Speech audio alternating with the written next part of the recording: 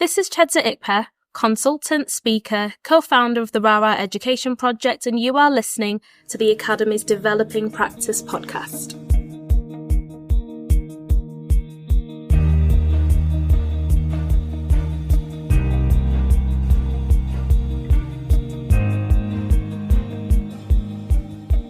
Hello.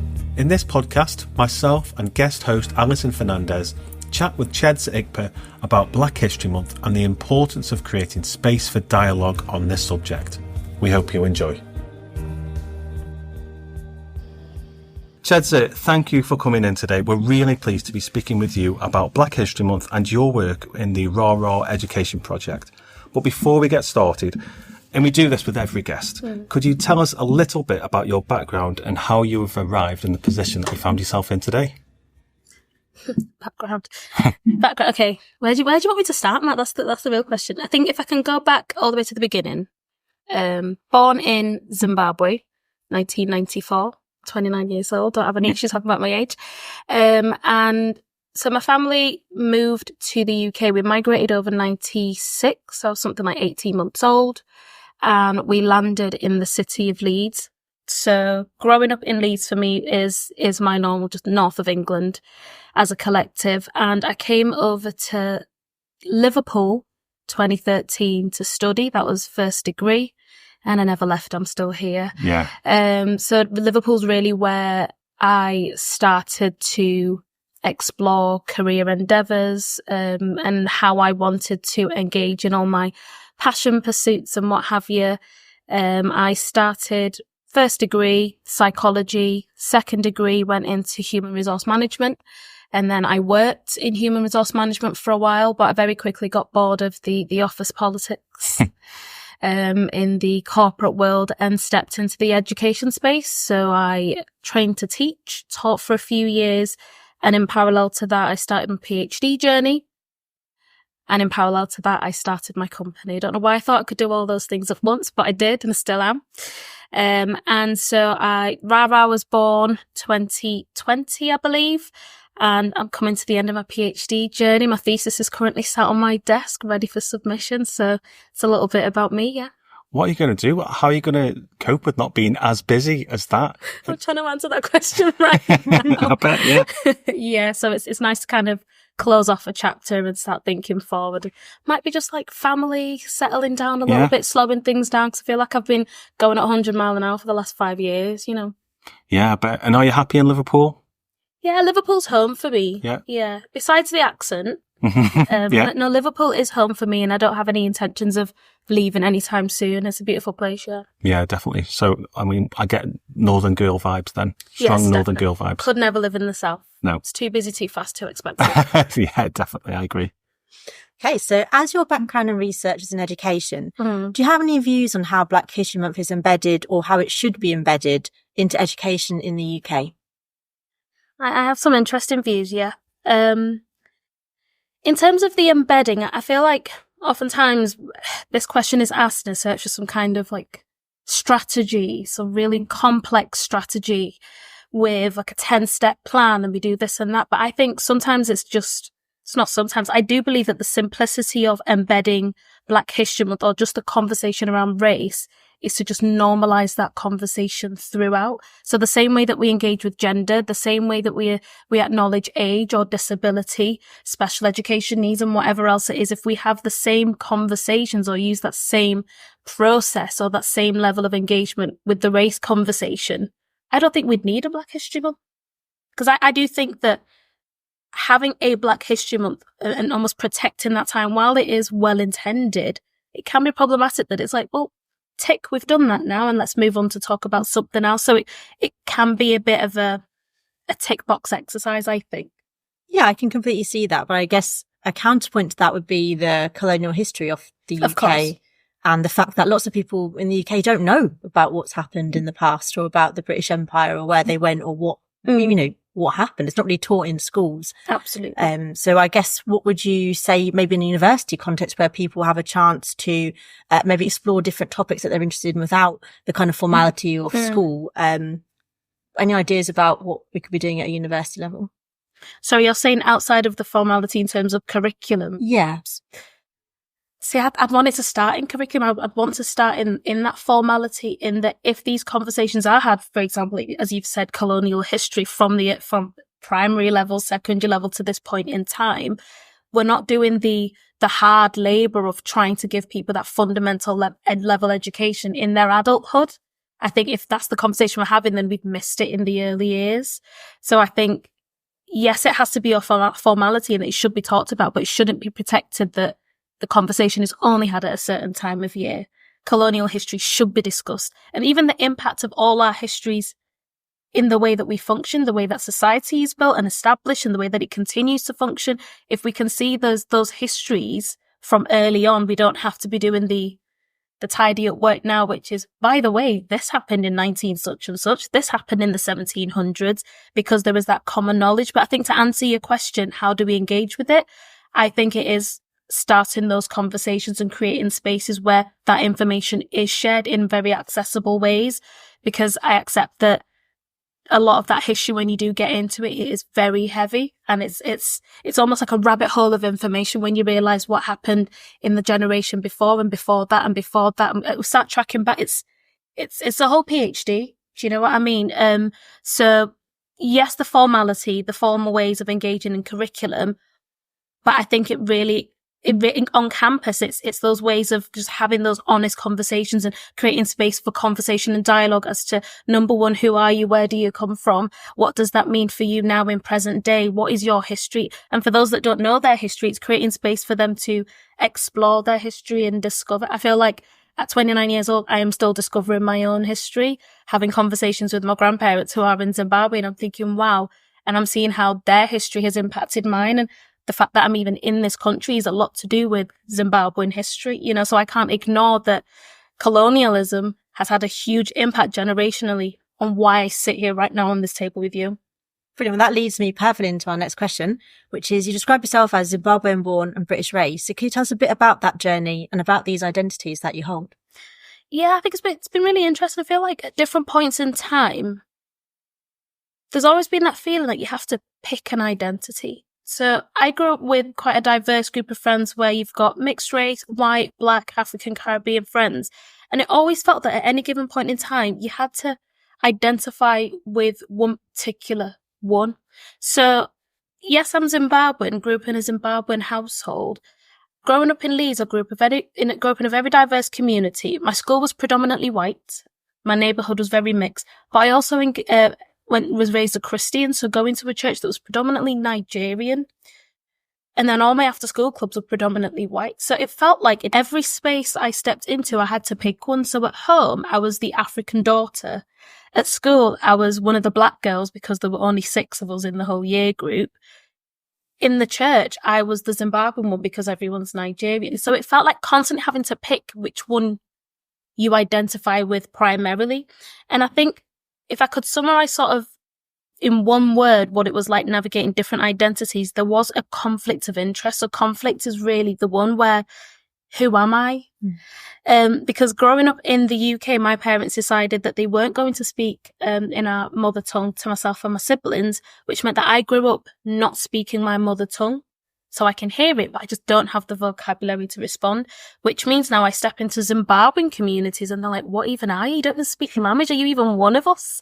You're too British to be Zimbabwean. But then I'm going to these Nigerian space and I'm too Zimbabwean to be Nigerian. Then I go into a predominantly white school and I'm too black to be white British or to be identified as British. So there's always been a constant sort of conflict in my identity. But I think growing up, I've had to accept that I don't have to necessarily pick one. I just accept that I've been on a journey and these are all the different factors that have shaped who I am and this is what makes me me. So I come here with an accent. It's supposed to be a Yorkshire accent, but I've been told that a Scouse accent is creeping in somewhere there, which winds me up. But then it's all these different things that have shaped who I am. So yeah, conflict, but I think I'm coming to a place of resolving that conflict and accepting that it is what it is. Just moving on to your work with the RARA Educational Project. Yes. Earlier this year, you came to us and you delivered some cultural diversity sessions, which were really popular. Great feedback. I saw that by lots of different staff who attended. During these sessions, you discussed identifying your frame of reference. Can you just expand on what that is and what you mean by that term? Yeah, I'll give it to you in layman's terms. So frame of reference theory is this concept that tries to explain how we form our view of the world. So our window to the world, the lens by which you engage with the people around you, your colleagues, your friends, just the way that you see the world. And it looks at all the different factors that contribute to that view. So where you were born, your class, culture, your race, level of education, just the extent of your exposure to the world and how much that might limit or handicap or actually expand your comprehension or interpretation of what's going on around you. So if you've been, for example, I have friends that have been raised in Black communities in the UK, gone to predominantly Black and Asian schools. So they've been surrounded by people that look like them all their lives. So then they step into the world of work and actually they don't see someone that looks like them. And it's almost like a shock horror experience. Yeah. What on earth do? I feel alone at work. I feel really marginalized. Whereas I say that, well, I've been in environments where I never really felt like I identified with the majority. So I'm so used to being a minority in every space I enter. So that's almost a comfortable space to navigate. So it's looking at how the different experiences that we've encountered really do shape the way that we engage with the world. So there's strengths and limitations to that, you know. So it must link then quite closely with unconscious bias, and that frame of reference that you have then must actually lead to those biases that you don't know you have. Am I getting that right? Definitely, because if your frame of reference is so limited because you haven't had much exposure to difference and people that don't look like you, that don't sound like you, your view of them is very much limited to maybe a representation you saw on the TV, in a magazine, or word of mouth. You heard someone else had an experience with a Black African man or an Asian taxi driver. Now you have a very skewed stereotype of what they look like or how they behave or how they present. When we identify that, though, we can do something about it. So the point of engaging with that frame of reference theory was to encourage a lot of introspection, self-reflection. What is the extent of my knowledge, understanding of the world? What are my gaps in knowledge and experience? And what am I going to do about that? Yeah, that makes perfect sense. So what can we do as educators by using that frame of reference theory then? How can we use that in our practice? I think it's a really nice icebreaker tool that allows an educator, allows students to just look at themselves, because you're not looking at anything concerning the next person that's sitting next to you. You're just focusing on you and you alone. You look back, you look forward, you look to your left, you look to your right. It just really encourages a culture of introspection. And I don't think that we do that enough. We are constantly running, constantly trying to meet deadlines, constantly trying to put out, that we never get to look in and just focus on the extent of our experience, our knowledge, our awareness. That self-awareness is what I believe often is missing. When I'm engaging in this training, you find that there's a lot that people just don't know about the world. And that is the consequence. The consequence of that is those biases, is those false or incorrect perceptions of different people and groups of people. Think back to August, what we just saw with those race riots. There was a whole lot of misinformation and there was a whole lot of no information, but people very quickly formed an opinion on who is the perpetrator and what's going on and how we ought to respond to that. And just looking at experiences such as that and events such as that make me realise that there's a lot that we are not aware of in terms of ourselves and how we view the world and how we engage with it. So the theme of this year's Black History Month is reclaiming narratives. What does reclaiming narratives mean to you? Reclaiming narratives for me is something like taking it back. It's taking ownership. It's amplifying. For me, thinking back to even my research, it's an opportunity to share stories that remain untold. Share stories that otherwise would never have been heard. Share stories that we can learn from and draw meaning from. And going back to what you were saying about just understanding our histories, informing the way that we step forward. Just fill in some missing pieces as well in sort of our history, in our storytelling. Okay, so you mentioned sort of telling narratives maybe that haven't been told before. So are there any unsung heroes whose narratives you might want to share today? Yeah, I'm going to shout out my nan and granddad, Philip and Jenny, because I come from a line of teachers and educators. And they spent their whole entire lives as civil servants in Zimbabwe teaching. They were head teachers and senior leaders and what have you. And they really gave their lives to the community in so many incredible ways. But as I said earlier on, I'm starting to learn a lot more of my history by understanding theirs. And I've given myself a personal project of documenting their history because they are very old and they're going to pass away soon, eventually.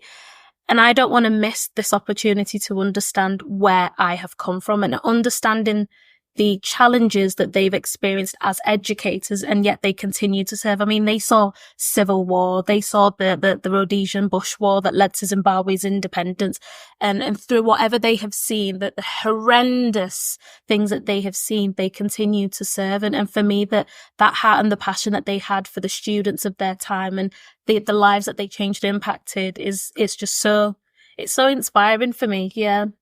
Amazing. Thank you. Are they still in Zimbabwe? Yes, they are, yeah. Right, okay. Yeah. Really, that's a wonderful story. I think there must be something as educators as well about being able to take those stories in and to be able to amplify them. I don't know what that is, but we must be missing a trick there somehow. Because you don't hear, I don't know if we don't hear them. It's like we rely on Hollywood to tell us those stories. Yeah. You know, the famous one about the people of colour working at NASA. Yeah. But that only comes out now and again, and it's just not in the, not in the press, it's not in the, I don't know, the zeitgeist, is it, at the moment? You don't hear these things all the time. I think that's unfortunate. It's just ordinary stories, isn't it? Just like ordinary stories of ordinary people that made a difference. Yeah. But the world will never know about it. Yeah. Yeah, it's a shame. Well, we need to think about that. One for the listeners to reflect on.